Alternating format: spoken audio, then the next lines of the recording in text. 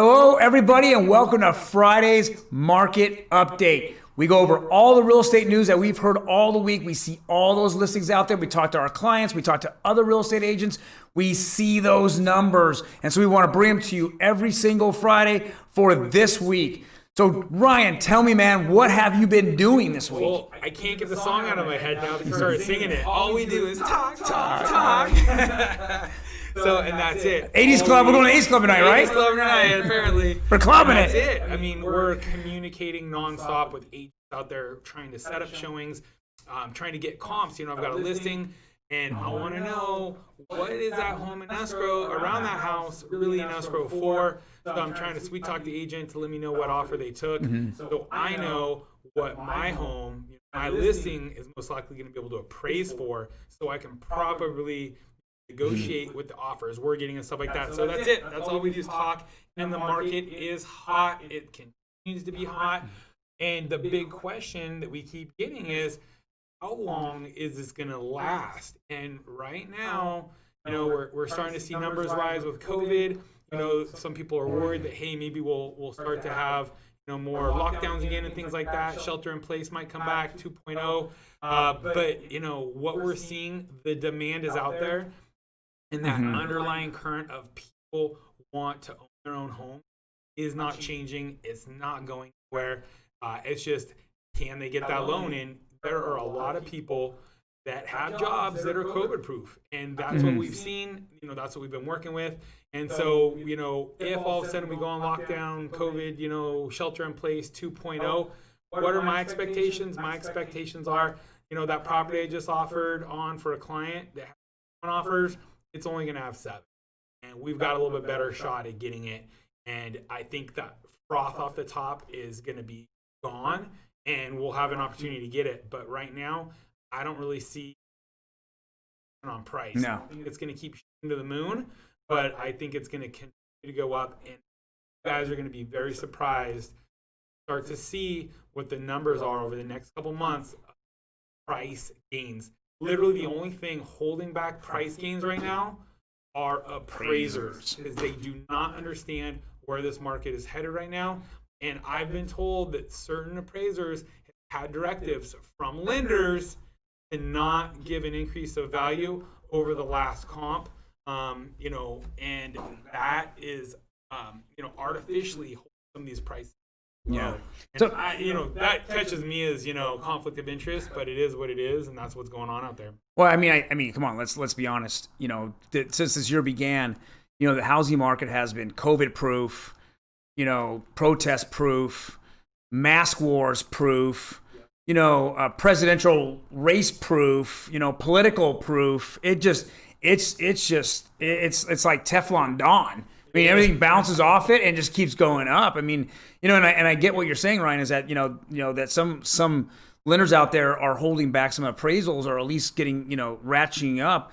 But there's other appraisers that just can't help themselves, and then you have that whole cash climate that's out there as well, that's coming right back in from out of the country, that is purchasing, and they're purchasing over market properties that over market. They're looking to park here, get their money out of whatever country they're in, to put it here, because they still feel, even with all the craziness that's going on here, we're still more stable than where they're coming from. And that's a really, really great.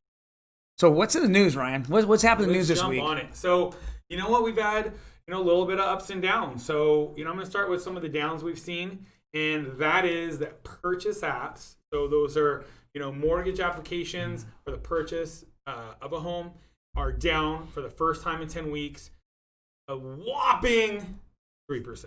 Yeah. They were up so much last week that really this is kind of a non-issue for me.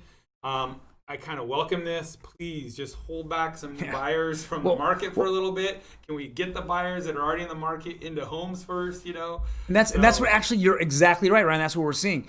Yep. We already have a stable of buyers each that we're dealing with, and we've been getting a steady flow of 3, 4, maybe 5 new buyers on a weekly basis.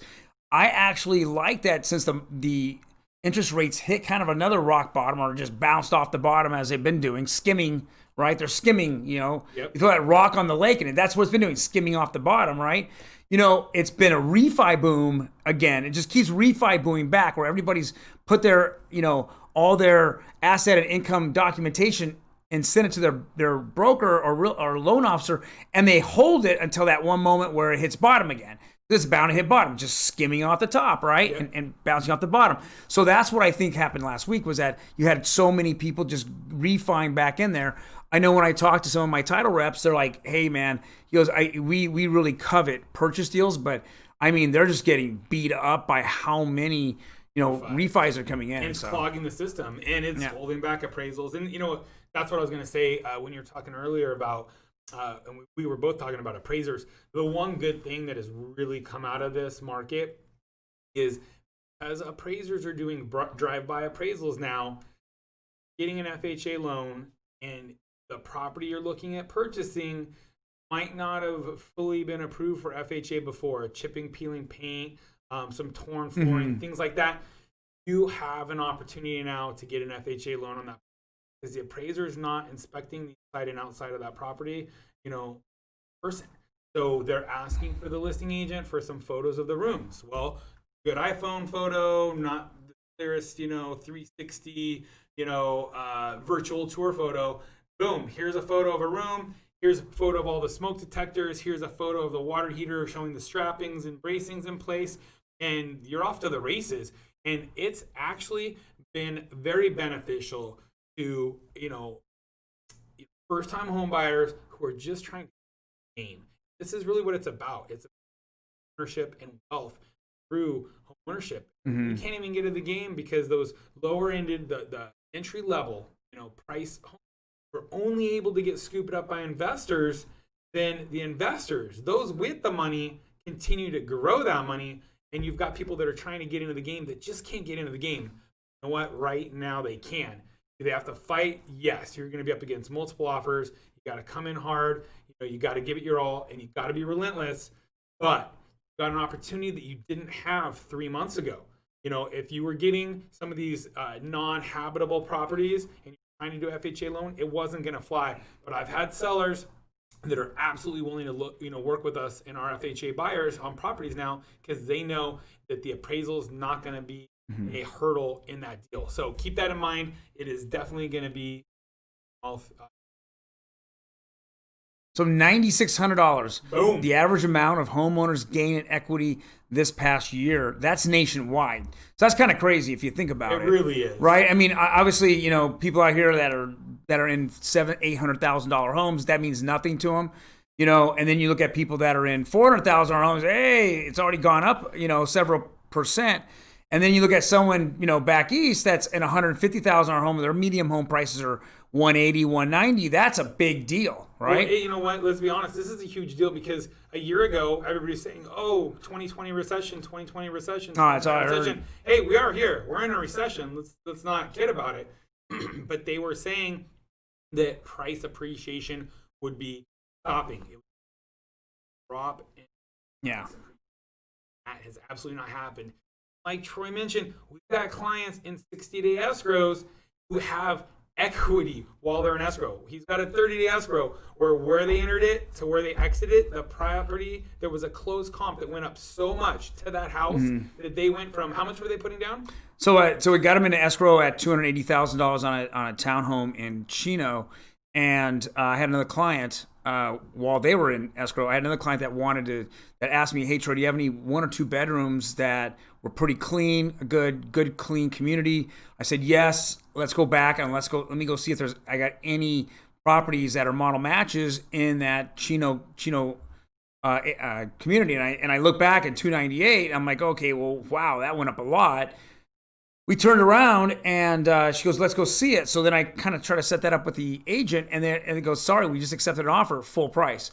I go, "With any closing costs?" No closing costs. So my client who's in escrow at 280, who actually closed it at 280 on Tuesday, is, we already have we have a model match that's closing within the next 2 weeks at 298, almost a $20,000 bump. So it wasn't while he was in the middle of escrow. He did close on it, but yeah, that's huge. That's like 7.5. That's close to 10%. Right. That's my whole point, and that's 2 weeks. We're seeing that, and it's all that entry level properties that are really jumping up. So here's another, here you go, Ryan. And you love to talk about mortgage rates remaining all-time low. Talk about it. Yep. So this is next year, next 7 quarters projected out. They're expecting rates to stay low, bouncing on that 3.3 here.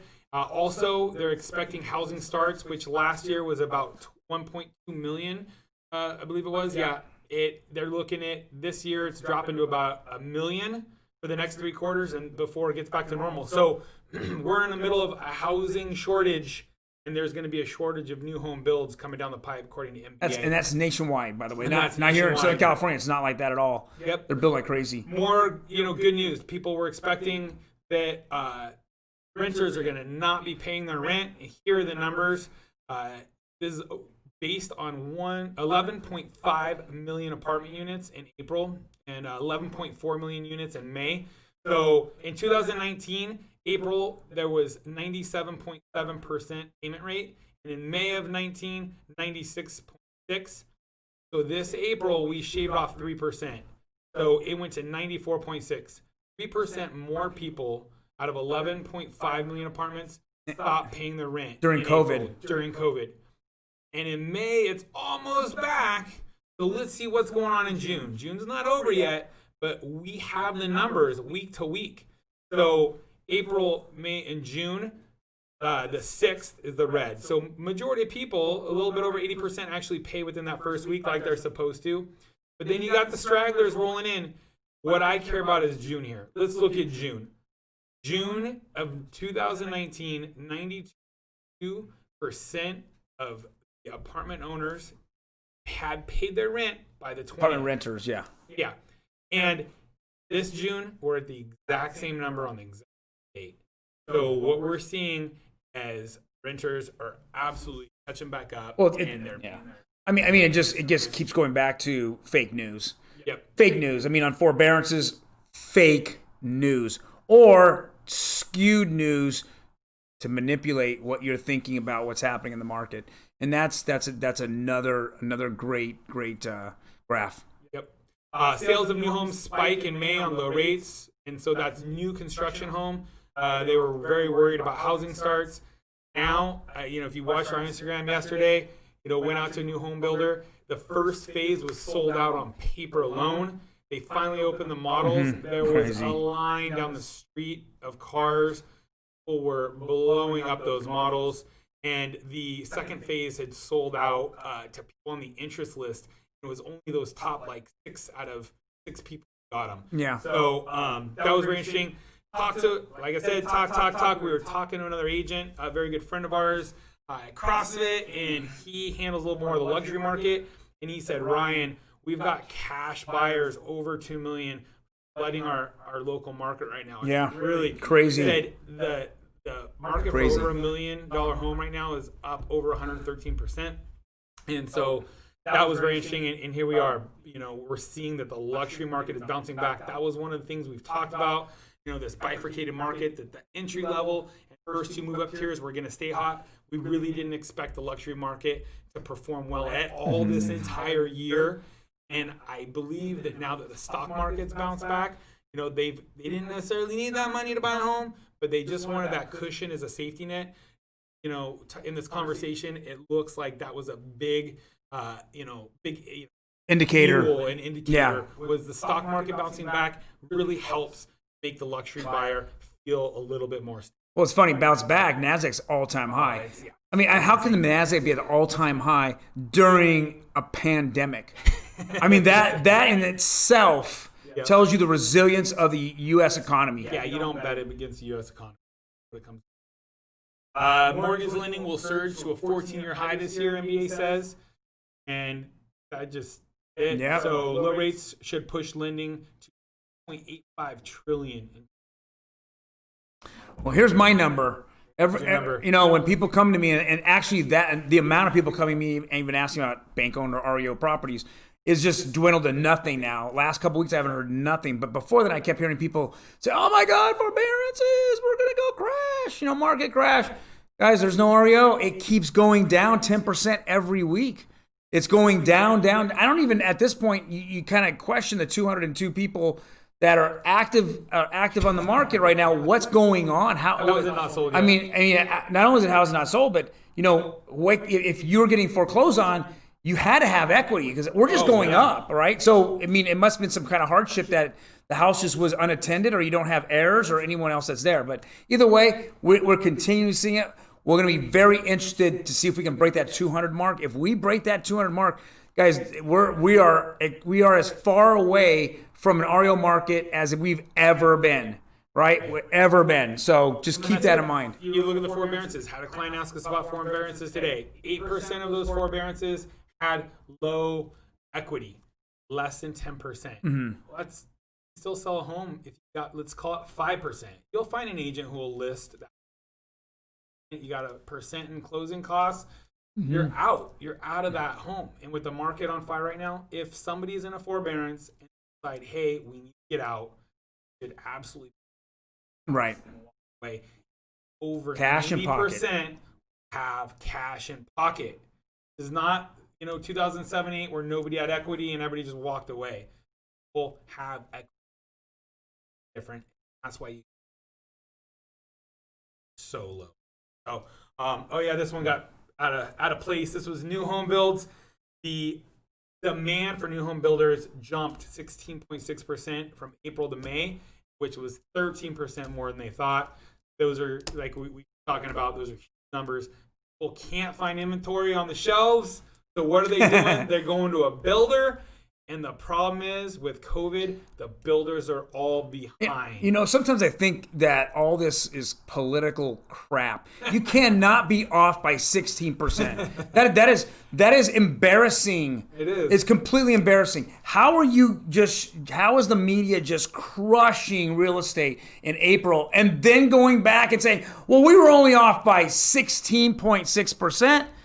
I mean, how do you do that? And then you're off. Oh, we're only off by almost 13% in May. You cannot be that bad. I mean, you cannot be that bad. If you're that bad, then there's a manipulation here that we look back and see, because it's very, very disheartening when you keep seeing, we're hammering how good this market is. And then we keep seeing everyone just attack us like, oh, listen to, the news on TV, listen to this, listen to that. And you're like, no, that's not what's happening. They are just giving you false hopes. They're giving you false information. And now we're looking back, and then you don't hear that on the news saying, oh, by the way, we screwed up so bad. We're 16% off in 1 month and we're 12 off the next. Oops. I mean, you'd send your kid to the room for a month of, being in trouble. Yep. Well, 100% of the time, they're wrong. So that's what we're finding out. So, hey, thank you very much. It's a Friday night. I know you have plenty of things to do. We spend this. We want to make sure that you understand the market, what's going on, what's happening, what's going forward. We want to show you facts to show exactly what we're talking about and what we mean when we talk to all our clients and actually you out there in social media world. Yes, thank you all for joining us. God bless. Take care and be safe.